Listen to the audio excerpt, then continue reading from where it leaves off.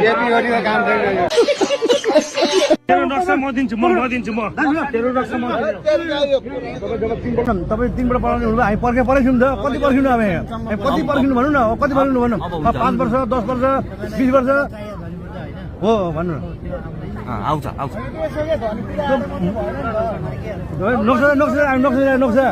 नक्सा राखेर हामी कमसेकम गरिबी छोरो कमसेकम बेमा राखेर छोरी 6%मा 7% ऋण खान पाएन अहिले हामी गएर 12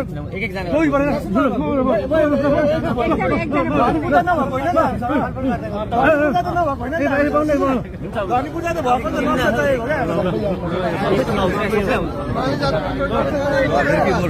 अब नबोल्नु भयो अब हामी ऋण खान पाउँछु जग्गा छ घरमा छ नि कमसेकम के अरे 3 पल्ट प्रबन्धक हुनुभयो केपी शर्मा ओली भोट हामी धेरै पर्ने हुनुभयो हामी देखेँ 28 सालमा म दिन्छु